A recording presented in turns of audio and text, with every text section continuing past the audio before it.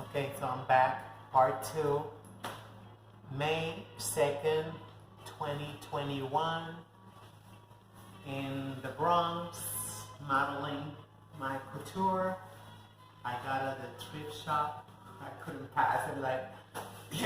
It just, I love coral. Like I was saying in part 1, I love coral, so even my flip-flops are coral. And still looking for a coral lipstick that I can afford, not like the ones I've seen that they cost, that's the one time I saw it actually. I saw this lady and she said that was like $45. I'm like, it's not for me. So anyway,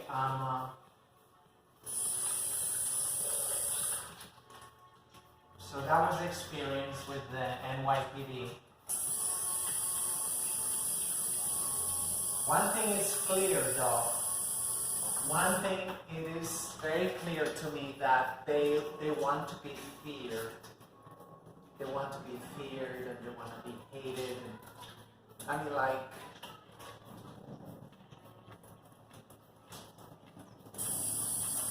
not sure, but they might have been enjoying that. They might have been enjoying that, And, I was fronting. And, like they say, very unapologetic. I was very like, I'm not gonna back down. But, that shit could have cost me my life, They could have,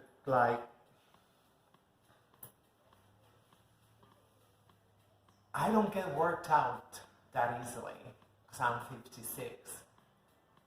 Even like 15 years ago, maybe.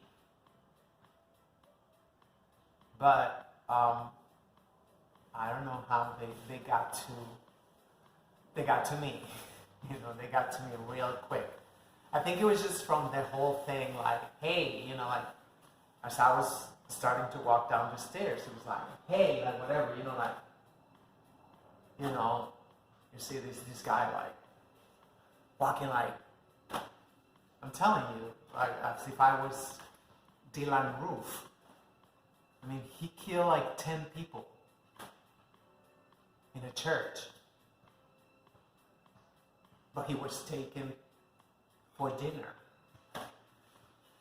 He was arrested and given the 5-star treatment. I just love this dress. Anyway, this color. I love this color. And I don't even know why. But I just love coral.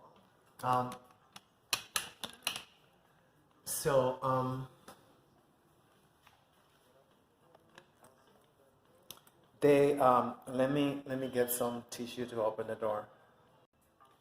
Yeah, just need a little piece of paper. I cut off. And here we go. There's still no toilet paper. I got so happy about 2 weeks ago.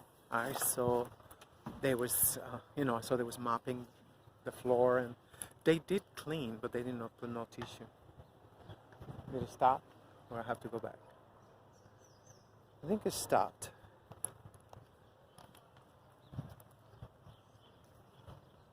But which way should I go? I'll go this way. There's still a little drizzle. Like I felt like 3 drops.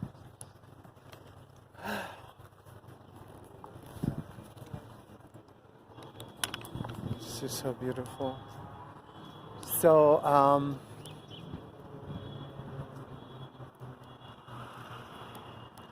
I got in at 135th Street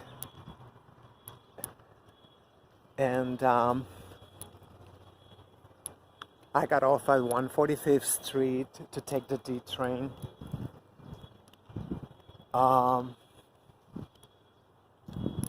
because I did not want it to.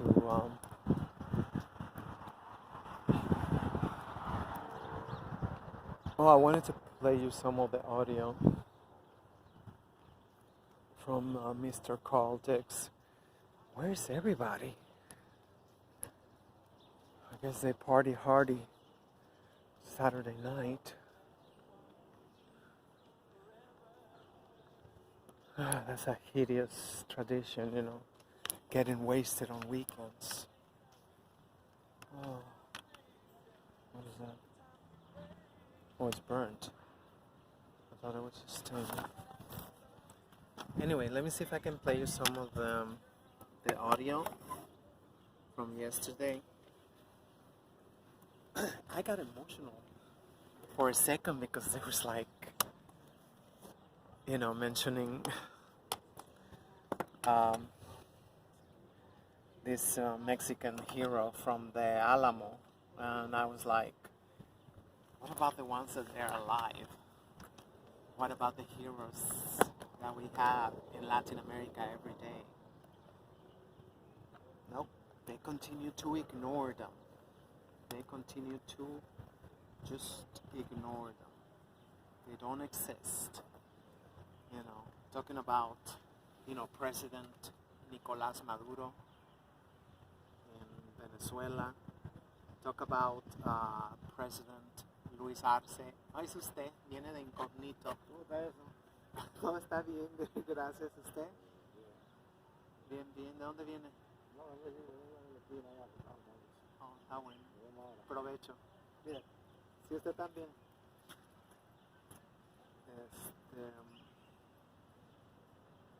So I forgot. Let me put it on this side so you can see more. The dress. The La Couture.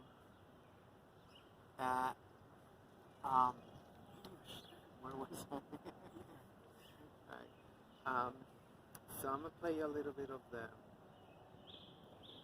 audio. Oh, but I have to, I guess, disconnect this one so we can go on that one. I mean, talk about President Luis Arce in Bolivia, who was just elected a few months ago, and after the coup d'etat, orchestrated by the United States throughout their corporations. Oh, I thought that was me. I was like, how the speaker is here. Okay, I have to disconnect it from the speaker and connect this one.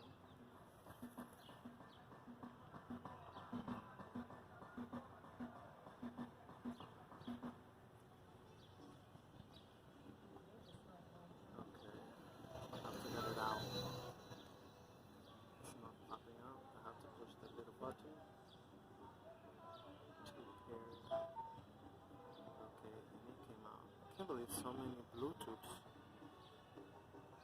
Why the speakers want to get into your contacts?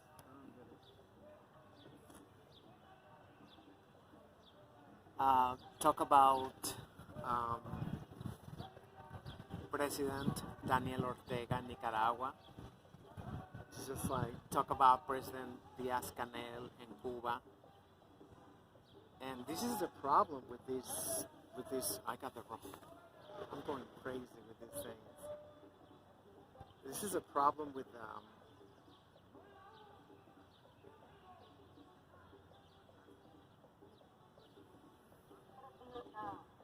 the socialists here in the United States.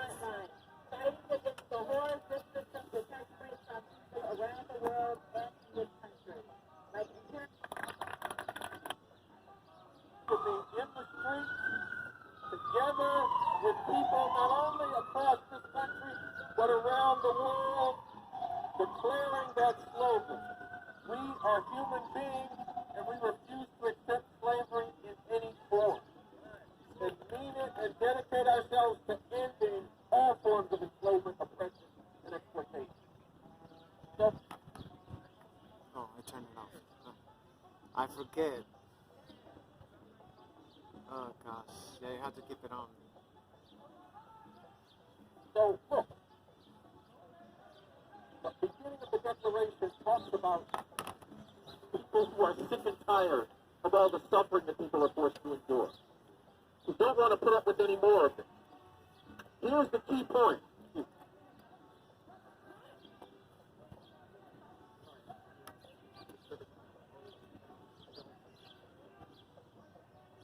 It's mute.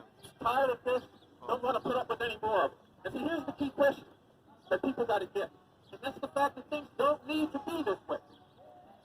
That all of these horrors, whether we're talking about police murdering black and brown people again and again and again and getting away with it, whether we're talking about the demonization and criminalization of our immigrant sisters and brothers, the imperialist wars, the destruction of the environment of the planet we live on, the attacks on women, all of them stem from the nature of this goddamn system. They're built into its fabric. You ain't going to reform it away. Joe Biden and Kamala Harris ain't going to take care of it for you. It's going to take an actual revolution to end that once and for all. So look, that leaves us with two choices. We can either, in one way or another, go along with things the way they are today, put up with them, try to make sure they don't hit us, and condemn humanity to continue to suffer, or we can make revolution and end this bullshit once and for all. And you are in the right place if you're thinking that you want to make that second choice, because that's the one that we need to make. Now, I got a few years on most of y'all out there, but I had to go through some of the same questions you all are dealing with. As Sable said, I'm a follower of Bob Baker. I'm an advocate for his new synthesis of communism, the new communism. But I wasn't born like that. I didn't start out there. It was a process that I had to go through. We say on our website, revcom.us, there's never been a leader like Bob Bacon in this country, and there's no other leader in the world today like him. That's a bold statement. Well, you know, I mean, he kind of explained. I turn it off again. He kind of explained what he was meaning with that. You know, I'm a play it later on because I don't want to be like, oh my God, what am I doing? Because I don't want to be like unfair, right? I want you to hear him why he explained why he say, you know, like they say non plus ultra, you know, that is like, you know, the greatest leaders of all time, the GOAT. I mean, first of all, why shouldn't he? He's white, right? He had opportunities that none of us had. Not even me, that I'm pale, you know. So, actually, they all should be kind of like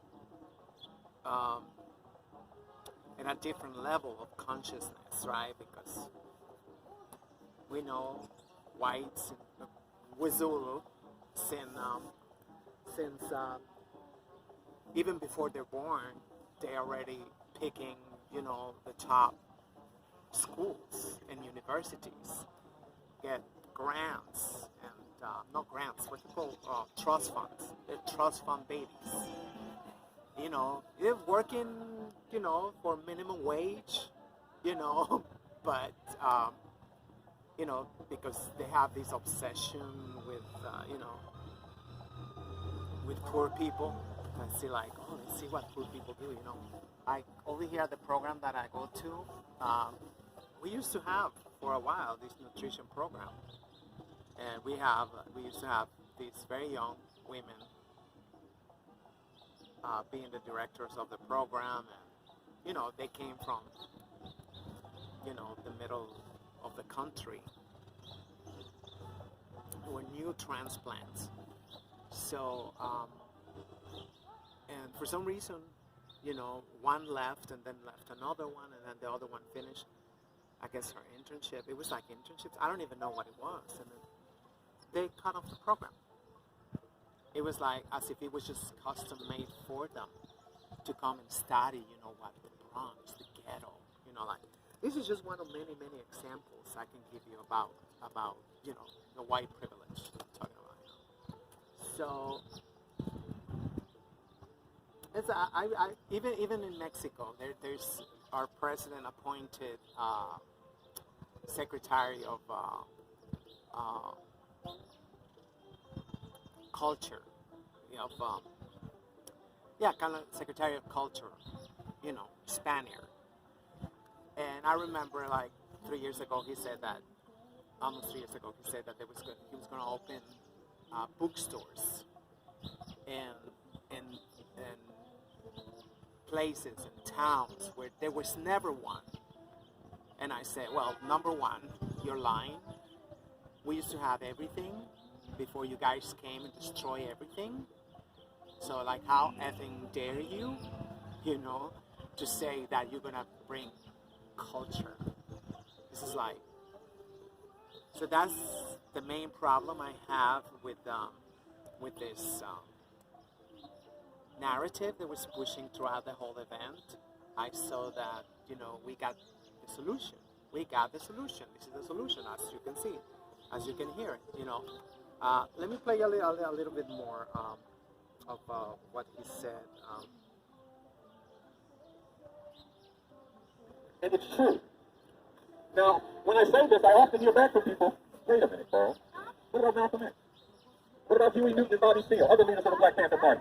What about them? You saying they ain't like him? Well, no, they were not like him. And look, I say that as somebody who was greatly inspired by Malcolm X, by Huey Newton, Bobby Seale, and the other leaders of the Black Panther Party, who learned a lot from him. But you're going to make a revolution, there's some questions you got to break through on and some obstacles you got to overcome. How you going to deal with... There's some obstacles you got to overcome. How they're like, well, this gentleman, Abakabian, I'm not sure I forget how you pronounce. So he's been a leader since the 60s. I've seen videos of him, speaking and whatnot, the whole thing. So it is safe to say that he's not charismatic at all. So you don't pick the leaders. I don't pick the leaders. Nobody pick the leaders. The people pick the leaders. A leader, first and foremost, have to be charismatic. Obviously, he's not charismatic because nobody knows him. Obviously, he cannot be a leader because he cannot even travel. And he's not, if you did the work, like, let's say, like the Honorable Elijah Muhammad, from the NOI. When he was younger, he was in every town, visiting and teaching people self-love, self-care, and self-determination.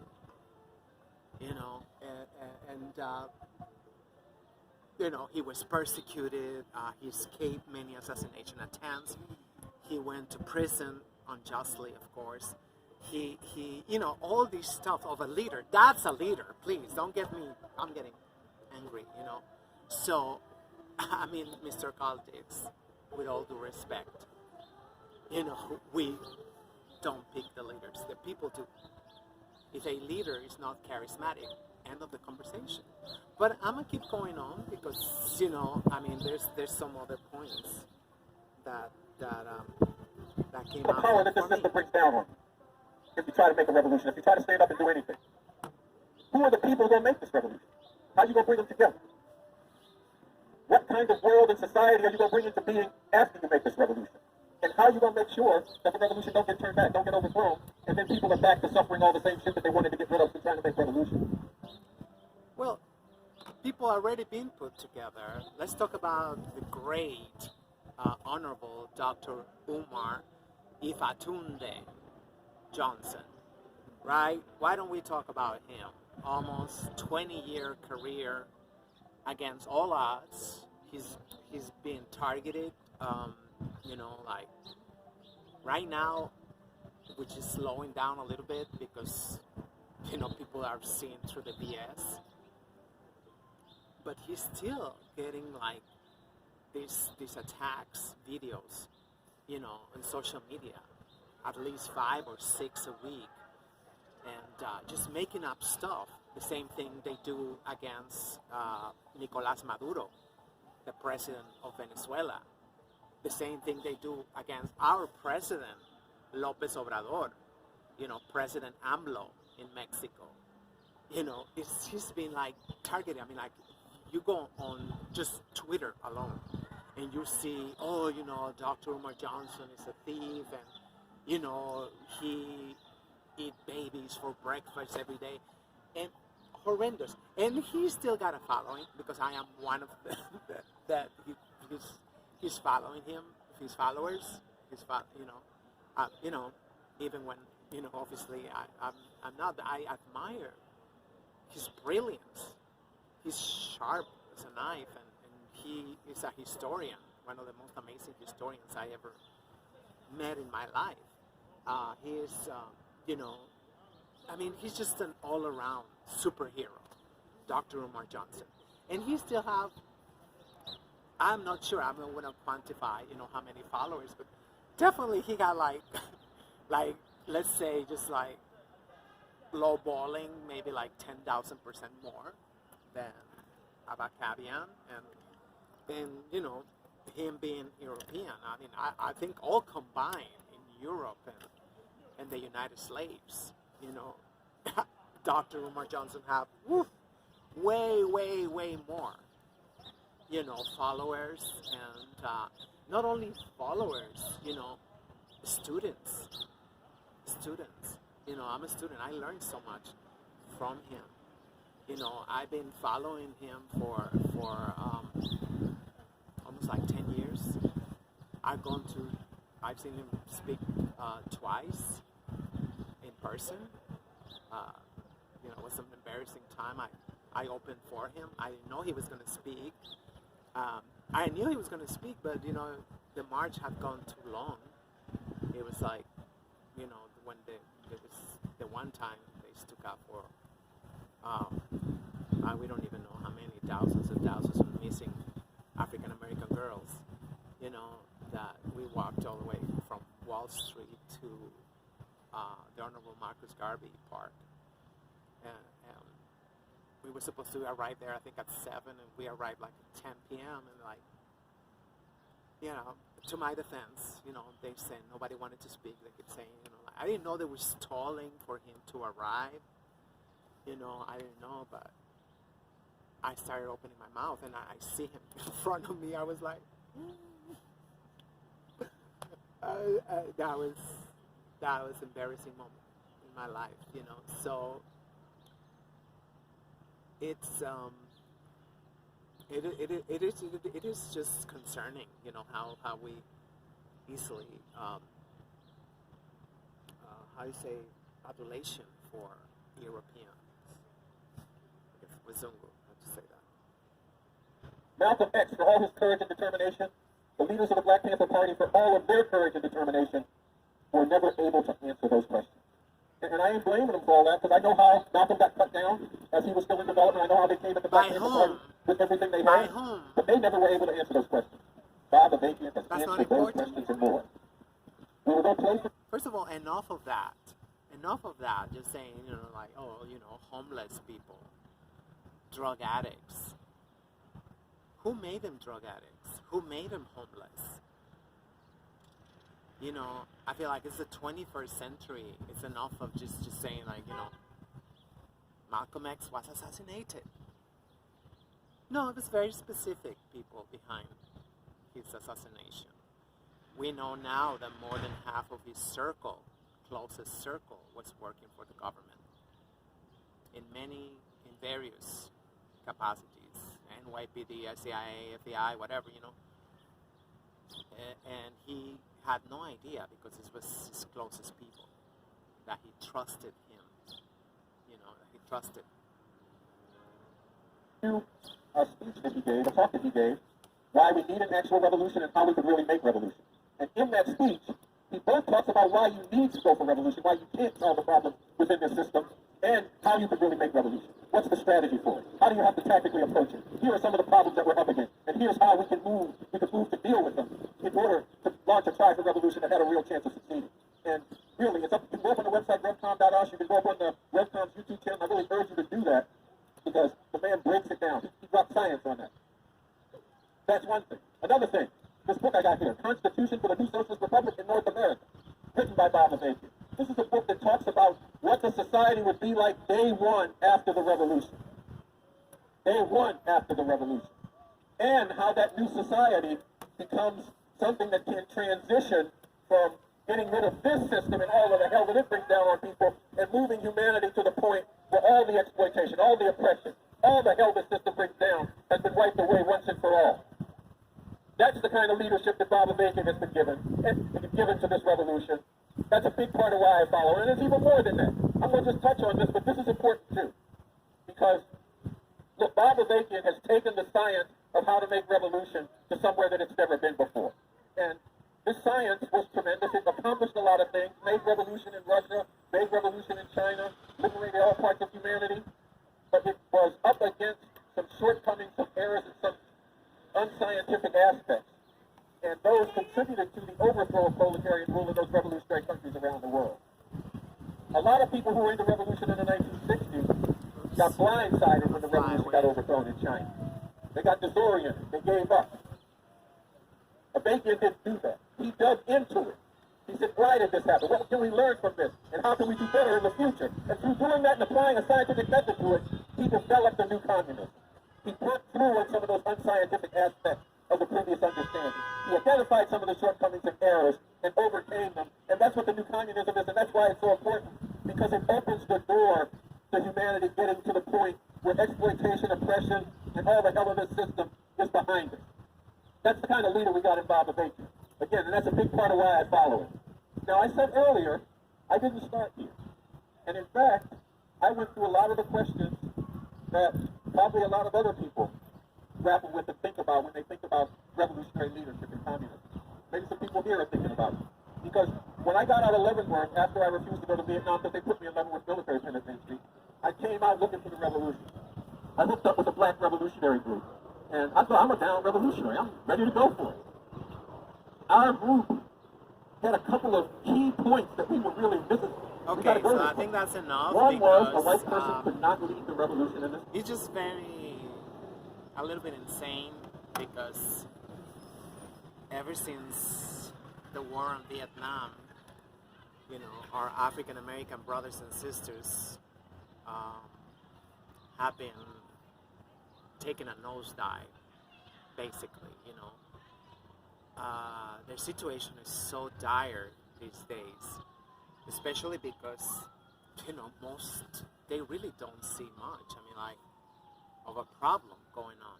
I mean, they might talk about it, you know, like, once in a while in an event or, you know, but I don't see most African Americans lifting a finger. As a matter of fact, I see, like, we have elections this coming June. I think it's June 22nd. And I see, for instance, a lot of young African American women that nobody ever heard of. And even older African American women that I guess they're veterans, but they're not charismatic or something because nobody really ever heard of it. I ask people, have you heard about such and such? You know, it's running for office, for mayor. I think we have like 3 African American women running for mayor. We have had, like, let's say, like, the people's advocate. There's a position over here in politics. I think it's called the people's advocate, and that used to be like Letitia James. Right now it's Jumaane Williams, an African American gentleman. And I see they totally get a pass because, like I say, you know, black neighborhoods are, you know, just as bad as they ever been. You know, except that now it just seemed like there's a lot of fatigue to even try to you know, just make things a little better. You know, otherwise I cannot explain why, you know, these candidates are not being confronted and being like, what you gonna do? I mean, what you gonna? I mean, they put, when was it? I think it was last Sunday, whatever. There was like she was running for this district, and she put over here a tent, and I guess she was giving out food later on. I don't know. I didn't see the food. I passed by, and I mean, like I think let's talk about city council. There was a white Dominican, is Fernando Cabrera. He was in this district for a long time. I mean, how he was able to continue to be in office, that's beyond me. That's beyond me. Like, I mean, Maxine Water District, I've seen videos of her district. You can look it up. Maxine Water District in California.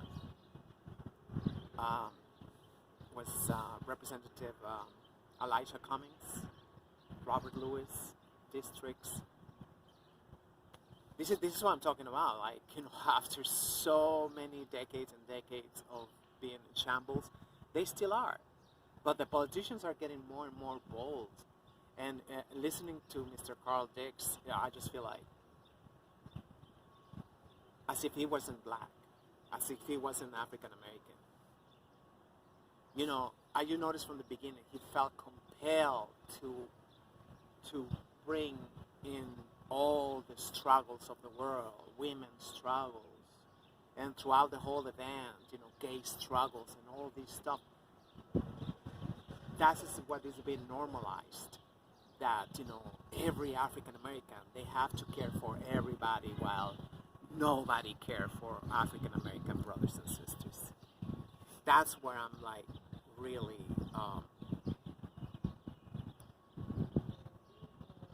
no, that's one of the points. That's one of the points. Like I say, leadership is picked by the people. For me, number one, the people who started all this mess cannot give us the solution to this unbelievable mess. Rule number one. Why? Well, ever heard of common sense? Common sense? I'm not a fan of any of these feminazis, but I do believe the master's tools will never destroy the master's house. That's just elementary. Let's just say that's just freaking like, kindergarten. I want to be German about it, but you understand what I'm saying? It's just too much. It's just too much that to see. There was a lot of, there was a very small group, but in that group there was a lot of African Americans, and not once I heard, black power to black people. Right now, reparations now. We want tangibles. We are tired of all these imaginary, symbolic victories that keep us down in the gutter. I'm sorry to say it. But that's in capitalism. This is the cradle of capitalism. This is the holy grail, whatever you want to. And we're coming out with this approach of be like, oh, it's so easy. We got a book. We got a, like this and that. As if there is not really great black leaders in this country.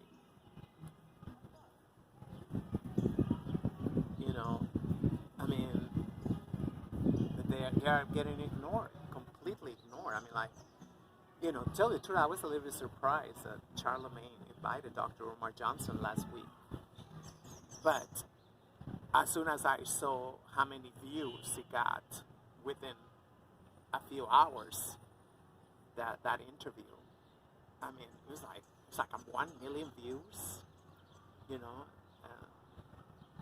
but you must understand that Dr. Umar Johnson is persecuted mostly because he said that he don't foresee any benefits from his people in breeding with Wazungu. And all hell broke loose for his life, you know. I mean, he was already catching hell because he said the same thing about, you know, gay lifestyle. He said, it's like, you know, he said, listen, we already have way too many abortion clinics in black neighborhoods. We already got way too many African American women, you know, with what's it called, pregnancy prevention, and you know the whole. It's like psychological warfare, you know. They go to college, they go to whatever, all the. Oh gosh, this thing is. Let me cut it off before it continue to run. Anyway, you know, it's a setup. It is a setup, you know, to lower the population of the original DNA. Oops, don't fly away, please. Don't fly away. Oops, I gotta hold it. So,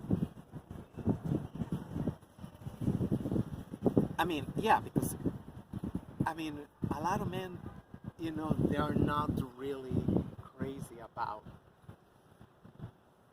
you know, women that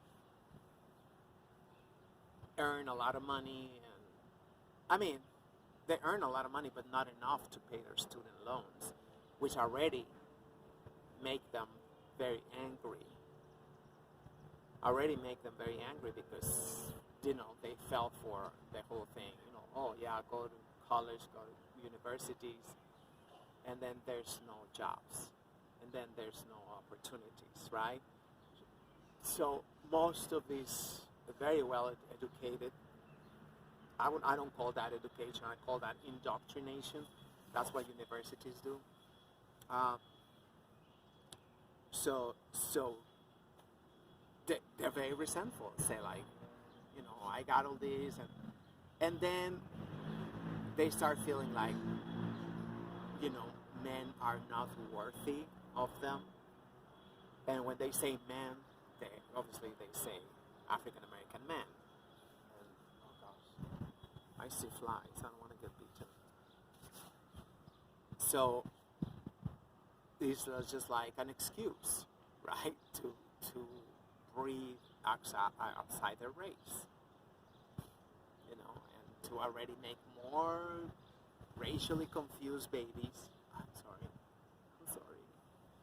I don't know if it's biting me. I don't know. And it is a problem.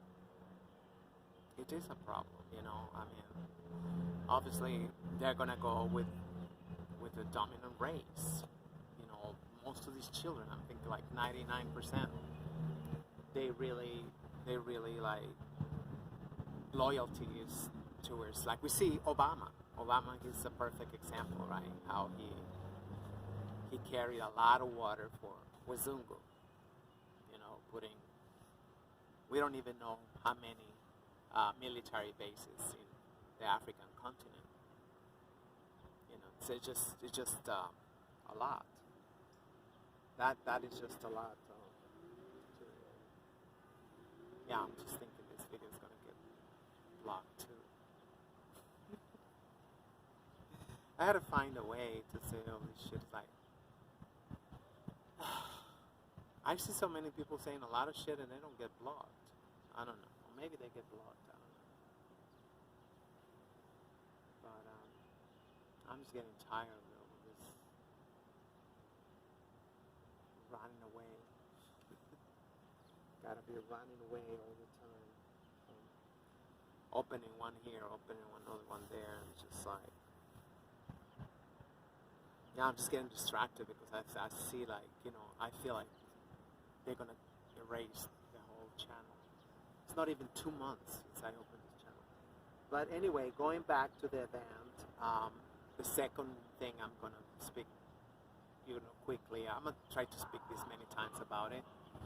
It's just I feel like it's the same colonial tactics in disguise as, communism. I think I got it.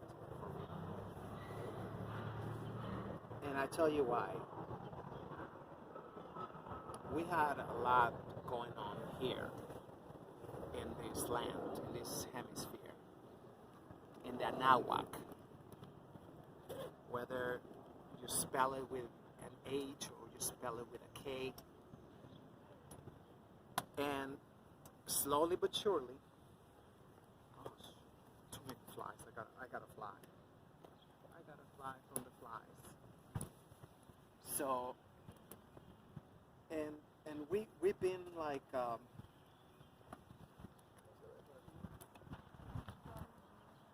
finding out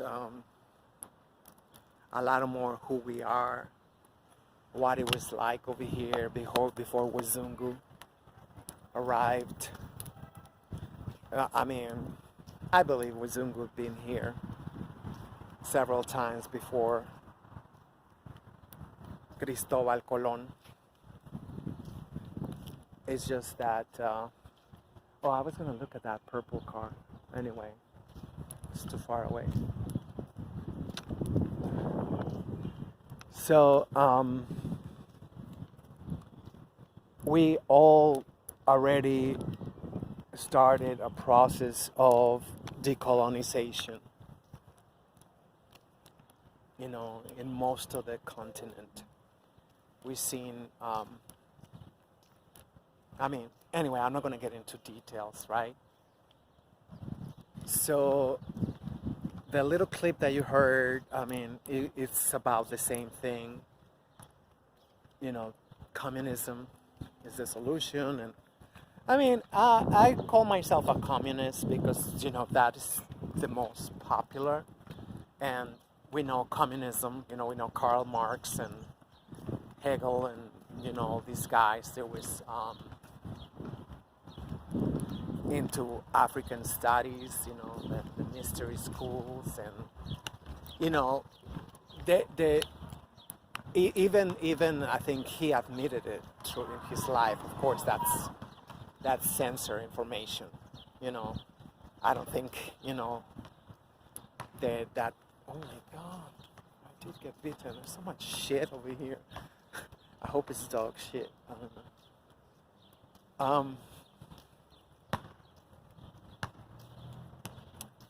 So it's any way you put it, it's betrayal, and we are not going to betray. I know there's some people that are Eurocentric and whatnot, so,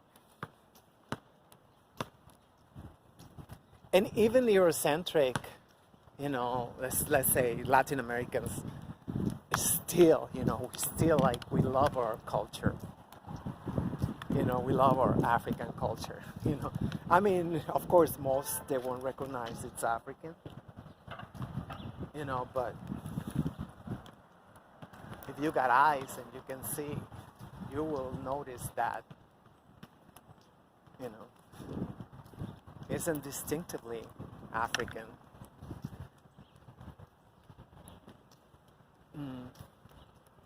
Even where I'm from, it's Guadalajara. Guadalajara is Moorish. It's Moorish or Arabic, and we know there's no such thing as the Middle East, because that's still the African continent. And that's a big part of the problem, like people wanting to be something else other than Africa, or something even something else than Latin America. That's how we got into these whatever. I don't know what it is, but they made Mexico to be in North America.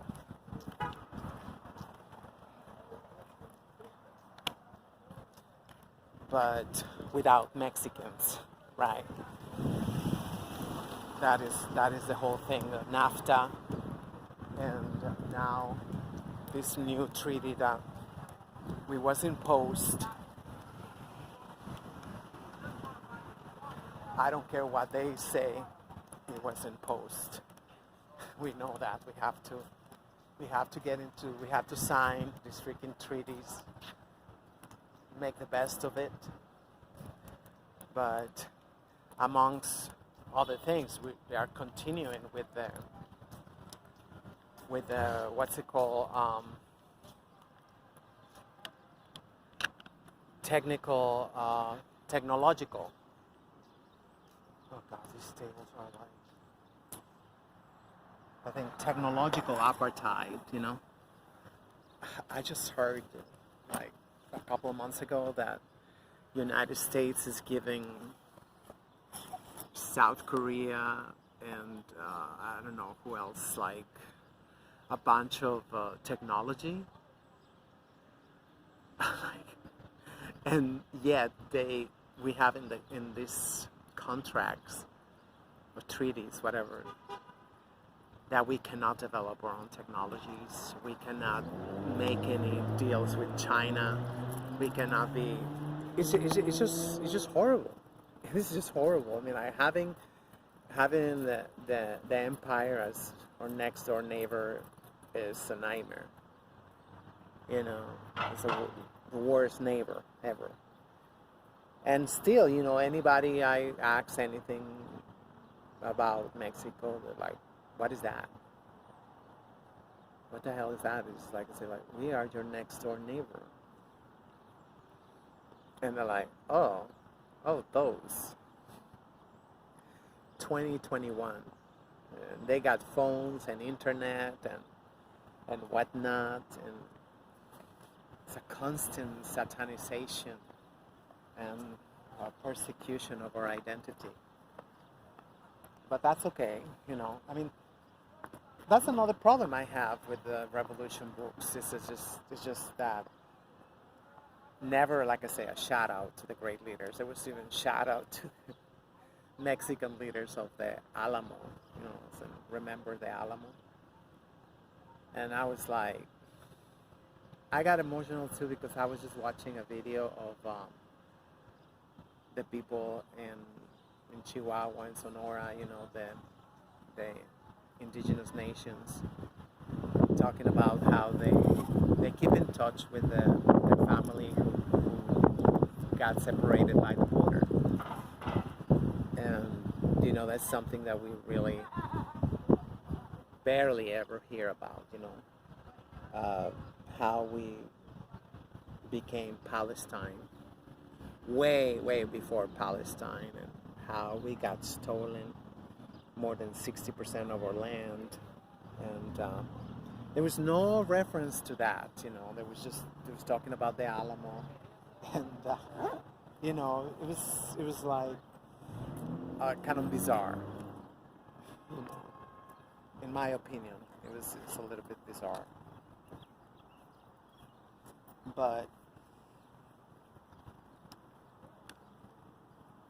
I mean, I cannot say I was disappointed because I knew that, like, you know, I tried to write on Twitter, like, say, you know, how come Wizungu always become the face of May Day, International Workers' Day? You know, I mean, I looked on Twitter and you got, like, you know, all these, like, Bernie Sanders making a video, everybody, like, I saw some people, like, even, like, whatever, you know, I was Zungu. It's just like cleaning or something, and it's like a joke to them. It is like a joke. It's like, oh, you gotta be International Workers' Day chic. They make everything into a joke. They're like, as if it was little children, you know. But with a lot of power, unfortunately, a lot of and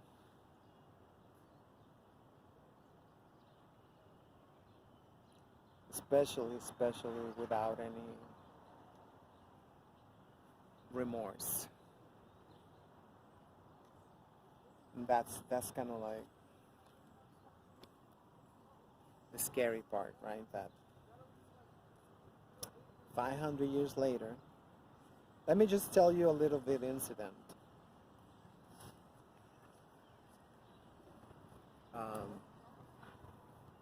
At the beginning of this administration in Mexico of President AMLO, he had a plan well, he sent a letter to Spain because of the So you get paid every third anniversary of the fall of Tenochtitlan, and one of the newspapers, whatever, if there's still newspapers, I don't know, somehow got a hold of that letter and published it, and needless to say, the Spaniards, they got so outraged, and they said they have nothing to be forgiven for. I'm talking about the Spaniards, you know, the people who said that, you know, they are not the same people. They are not the same people. What you talking about? So if they're not the same people, if they're not the same,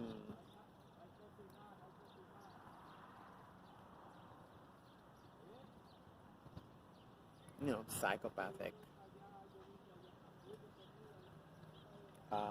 disease. I mean, like, it was horrible. I mean, I saw some of their tweets. And it's just like, it felt like the entire kingdom, you know, it was all, I mean, a bunch of racists. I mean, it's I thought the ship was already connected.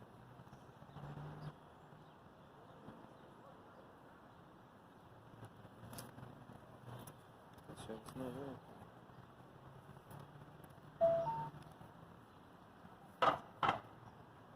Oh gosh.